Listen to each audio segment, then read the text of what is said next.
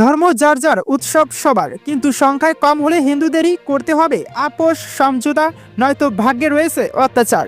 এদিন এক্স বার্তায় এই মন্তব্য করলেন শুভেন্দু অধিকারী। তিনি লিখেছেন, ফরাক্কার মহেশপুর পঞ্চায়েত এলাকার পূর্ব শিবতলায় দুর্গাপুজোর মণ্ডপে আজানের সময় সূচি প্রদর্শন করা হয়েছে। এই দৃশ্য ব্রিটিশ আমলেও দেখা যায়নি, কিন্তু মমতা বন্দ্যোপাধ্যায়ের আমলে এই দৃশ্য দেখতেও আমরা বাধ্য হলাম। মূল বিষয়টির সাথে সাম্প্রদায়িক সম্প্রীতির কোনো সম্পর্ক নেই। ব্যাপার হলো, হিন্দুরা এখানে সংখ্যালঘু, আর বাংলাদেশের মতো এখানেও নানাবিধ নিয়মকানুন আরোপ করা হয়েছে যে সুষ্ঠুভাবে পুজো সম্পন্ন করতে হলে তা অক্ষরে অক্ষরে পালন করতে হবে, নয়তো পুজো মণ্ডপে আক্রমণ ও প্রতিমা ভাঙচুরের নিদর্শন পশ্চিমবঙ্গে মমতা বন্দ্যোপাধ্যায় সরকারের আমলে ভুরি ভুরি রয়েছে।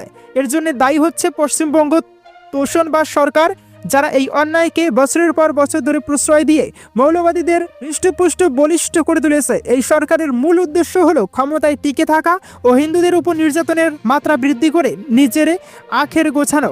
কারণ সনাতনীদের আস্থা এই সরকারের উপর থেকে উঠে গেছে, তাই হিন্দুদের বেকায়দায় ফেলে ভোট ব্যাংককে মজিয়ে রাখা, যাতে মূল বিষয়গুলি যেমন শিক্ষা, স্বাস্থ্য, কর্মসংস্থান নিয়ে কেউ ভাবার সময় পায় না।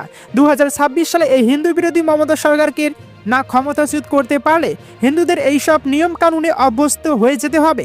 এবং আজ ফারাক্কায় যে দৃশ্য দেখতে আমরা বাধ্য হলাম, কাল সারা পশ্চিমবঙ্গের দিকে দিকে দেখতে হবে। হয়তো এমন দিন আসবে যখন মূর্তি পুজোয় আপত্তি জানানো হবে। ভুলে গেলে চলবে না, এই দেশেই একসময় হিন্দুদের জিজিয়া কর দিতে হতো।